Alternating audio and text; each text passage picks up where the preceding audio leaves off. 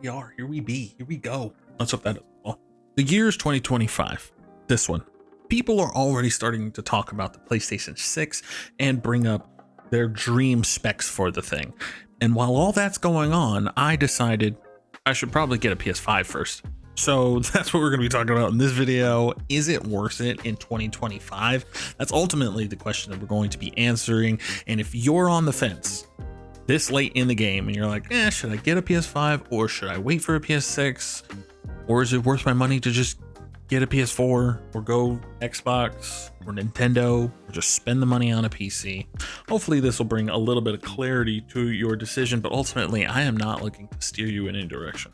Okay, I'm just going to tell you my experiences, some good, some bad, some really surprising. It's real experiences. They're my experiences. So let's get into it. All right, the only way I know how to do this is to go from front to back. So let's start when you first open the box. I got the Astrobot bundle, and the unboxing video actually is already on my channel. I'll link it in the description. If I remember, I'll put a card to it up here, so you can click that and go watch that and really see how the unboxing experience unfolds. But unlike unboxing something like an Apple phone or even a Nintendo console, the unboxing experience is kind of what you get. You got cardboard and a little bit of protection inside, but ultimately things are just packaged. It's not really a presentation like something like the Nintendo Switch 2 was, which I have an unboxing of that on the channel as well. So if you're curious, I'll link that too. But let's say you get the iPhone every year or every 2 years or whatever your cycle is, and you are used to seeing, boom, there's the device. You like go through it and you kind of unravel this experience throughout the unboxing. PlayStation 5 was kind of just like, yeah, it's a PlayStation 5. It's in a box. Plug it and play it. That's when you get your experience. Which is the next thing I guess we could talk about, is booting it up for the first time. Now, my experience might differ from a lot of people's because I had no audio when I first booted it up. I plugged it in through a capture card to video the experience. I hadn't set up the system with the capture card yet to really get the audio experience, but it was a nice boot up screen and the UI was very clean. Which is another thing, like design and feel, at least when it comes to like the UI and the interface, I feel like it's very clean. It takes a lot of things from what the PlayStation 4 had and like kind of cleans them up and modernizes them and expands on it just a little bit, but not too crazy different. And everything's pretty easy to get used to. Now, sometimes things are a hassle to get to in the UI. Like you have to press the PlayStation button to pull up like the sub menu to go to see what parties are open from your friends and invites, notifications, see what kind of games people are playing, stuff like that. But ultimately, it's still clean. It works. It's smooth. It's a pretty decent presentation. I will say this controller is really nice. I like the weight. I actually, funnily enough, wish a lot more things had like the DualSense trigger feedback thing. I actually do enjoy that. When I was playing Astrobot, I really was into it. And I'm somebody who hates vibration. But I felt like it was actually done pretty well. Also, I do wish I had trigger locks. That would be great because there's a lot of travel on these triggers, but some things are really cool for it. Like if you're pulling a bow and you can feel the string tightening, like that really works with these triggers. I haven't really experienced any stick drift or any kind of things like that. And the controller is a nice size, even for my big old hands. It's a nice size. It's got a great weight. Mario? It's got a great weight. And ultimately this controller is one of the best that I've used. I have my PC controller that kind of looks like an Xbox controller. It's very light, and even though the triggers are very nice and I can lock them, and it's basically, you probably can't hear that, it's basically a mouse click, so it feels really good. I still prefer like the thumbsticks of this one and the actual face buttons of this one and the weight. I really like the weight of this controller. Figured it would say it on there. It doesn't. I got the slim version with the disc drive. A bunch of people were telling me that if I don't get the disc drive, I'm selling. I got the disc drive. It just turned out to be the cheapest bundle that they had when they were doing their sale. It is what it is. I don't plan on using the disc drive much. There's a stack of old PS4 games back there that I guess I could just pop in. I think that's how that works, but they would probably like download them from the store anyway, so it's like a whole hassle. I don't know. Speaking of games that I've really been playing and enjoying, I like Astrobot. Earlier this year was my first time playing Astrobot. I have a video on the channel. I guess I'll link that too if I remember. And I remember it being a pretty pleasant experience. It's basically PlayStation's answer to Mario, and it's done relatively well. So I've been playing that. I've popped on Marvel Rivals just to see how it feels to play on controller. Now, obviously, I have the PC controller, so I could have done it there, but it just seems like a more tailored experience if I just put it on the PS5. It's free. Download it. Done. I played a little bit of Bloodborne, but I was trying to save gameplay for the channel. I know some people were asking for me to play Bloodborne, so I'm trying to save the game for the channel, but I did play a little bit. Just to see how it felt. I also played Shadow of the Colossus. That video's up on the channel. And besides that, like, that's really what I've been playing. I also been playing Fallout 76. That's kind of just been a casual game for me, just playing with some friends that are very diehard about that game. I'm not as much of a diehard, but it is fun to have a game that a bunch of friends are playing and you kind of all play it together. I don't have that a lot on PC, so it is nice to be able to play with a bunch of friends, even if it is an older game and a janky one at that. I'm not gonna on Fallout 76. It's just some of that game's decision making is very questionable. But I wanted to try to stick more to PlayStation exclusives when it came to the PlayStation. I haven't gotten Death Stranding 2 because I haven't played Death Stranding 1. And all of the other PlayStation exclusive games, at least that aren't on PC, are all PS4 games. So far, besides Astrobot, but so far, there hasn't really been much of a reason to have it, if I'm gonna be honest with myself. Other than running PS4 games better, it's kind of like what the Nintendo Switch 2 is. And that might be blasphemous for some Sony fanboys, but the PS5 to the PS4 is what the Switch 2 to the Switch 1 was.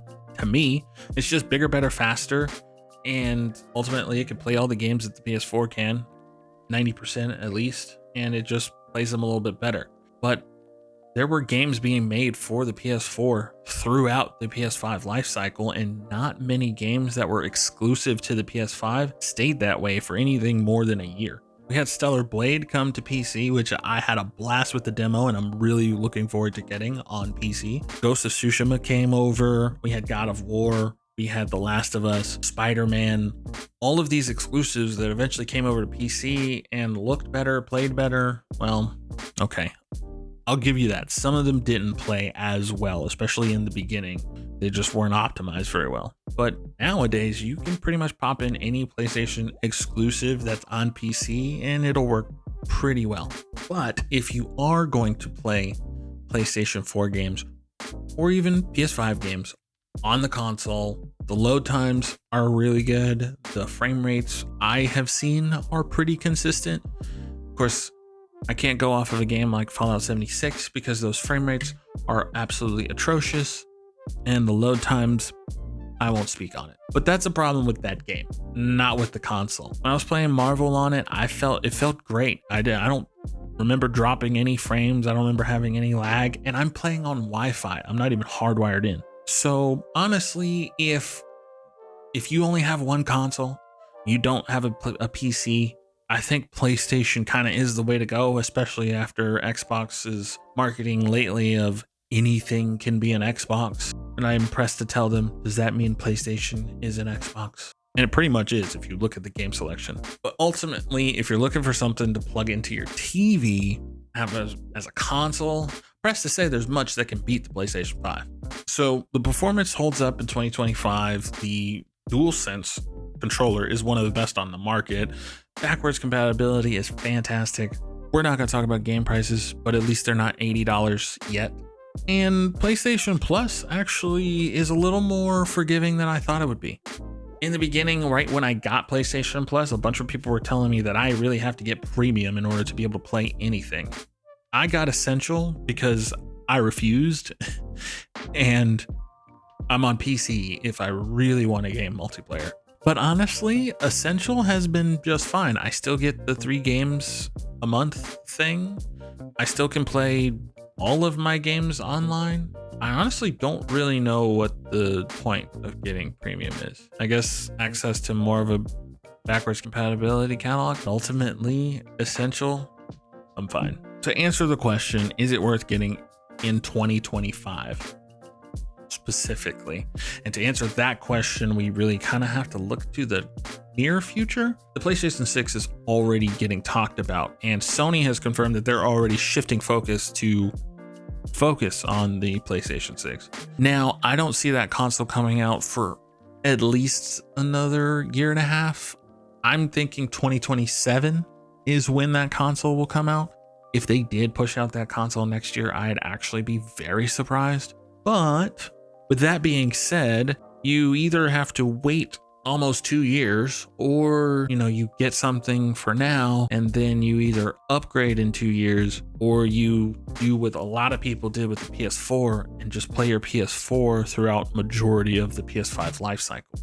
And that'll come down to if the PS6 has more exclusives that are exclusive to the system that aren't playable on PC or anywhere else, which is going to be a hard thing to do, especially with Xbox's push to have their games everywhere and PC being a place where a lot of PlayStation exclusives have already migrated to. I think the days of console exclusivity are really starting to slow down and possibly come to a complete end. I can't say one way or another whether it'll be a definitive end or if Sony and Nintendo will push to keep their exclusives, but we'll just have to see how Xbox kind of champions this whole no more exclusivity thing and see kind of how consumers react and if the companies will try to play into that or not. So who should get it? If you're a casual fan that wants to upgrade and you've been looking at the PlayStation for a long time, you might as well go ahead and pull the trigger, because it's going to be another 2 years until you get a newer console to jump to.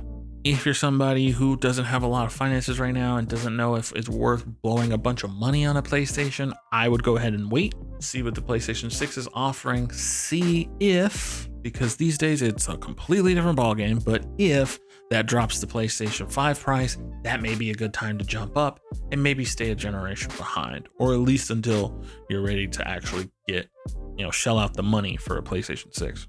Lord knows that thing's going to be $800. I'm calling it now. If you're new to PlayStation, you've been wanting PlayStation to play like PlayStation games, you like the UI, or you like the look of the UI, you haven't played PlayStation or whatever. If you're on Xbox and you're like, well, everything's an Xbox, so I don't feel like playing this anymore, PS5 is a great investment. I think it's fantastic. I think that you can get into a PS5, play it for a bit, maybe upgrade to a PS6, but also I think the PS5 will live long into the PlayStation 6 life cycle, if the PlayStation 4 is an indication. So also, if you're looking to like kind of save a little bit of money, not spend a bunch of money on the next best thing, like all like the spec hungry, whatever. Like if you're just saying, listen, I just need a console that plays this generation games, it looks a little better than the PS4, but I can't really build a PC right now, what console should I get?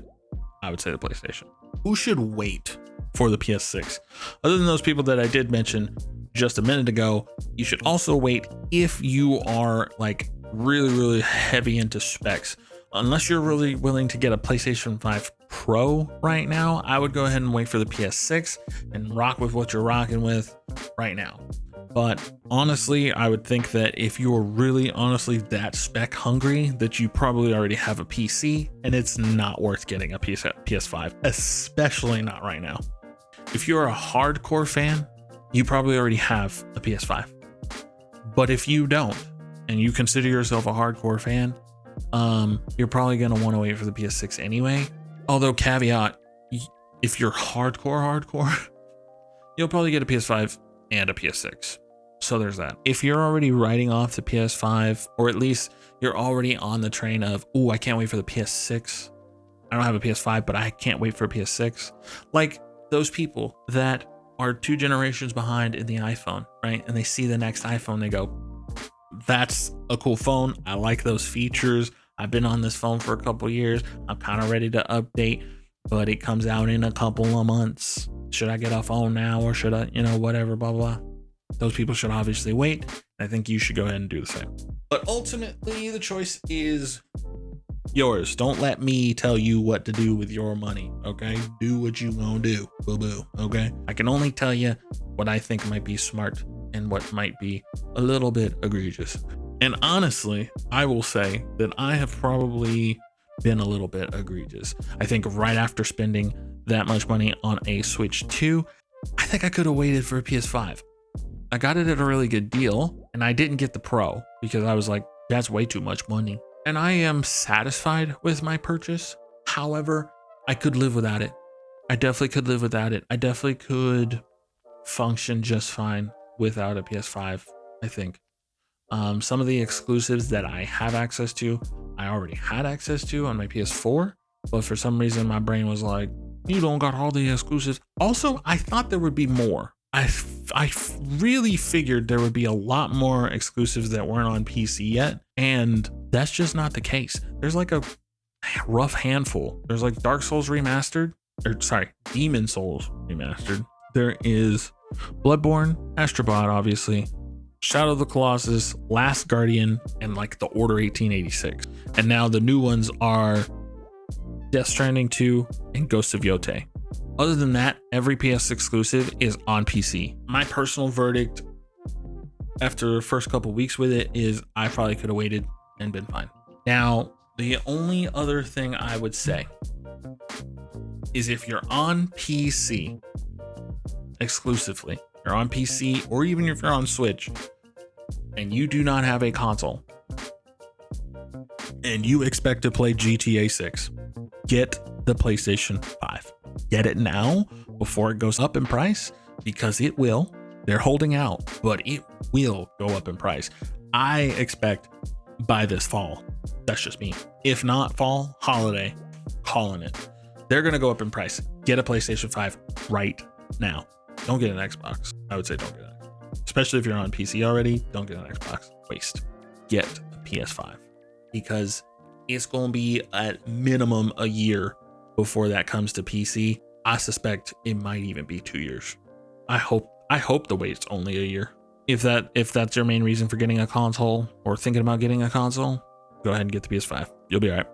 This was a little bit of a long-winded one. I filmed 30 minutes. Hopefully this cuts down to like 10 minutes. If you've been on the fence and you're wondering, I don't know if I should upgrade to the PS5, or if you're on PC and you're like, I don't know if I should get a console, I hope to help a little bit. I hope I could shed some light on the pros and the cons. I think it's worth it for some people. I don't think it's worth it for others. That's how all these things go. I wish I could just be like yes or no for everybody, but everybody's use cases is different, and that's just how it be. So let me know in the comments, are you thinking of getting a PS5? Are you waiting for the PS6? Or do you already have a PS5? And what do you love or hate about it? Let me know any of those things in the comments down below. Also, give me some game suggestions for it, because those exclusives that I named are the only ones that I know of that aren't on PC already. So if you know of some more, please let me know. That's it for this one. Like the video if you like it. Dislike it if you don't. That's fine. We'll move on to the next one. Subscribe to join the journey. Hit the bell to get notified when I upload. And that's it for this one. I'll catch you in the next one. I'm probably going to get a PS6. You know, if we're just going to be honest with ourselves here, and I'm still doing this, especially if I'm still doing this, I got to get a PS6. I got to play the next games for the chance. That's how I'm going to explain it to my wife, my bank, and my wallet.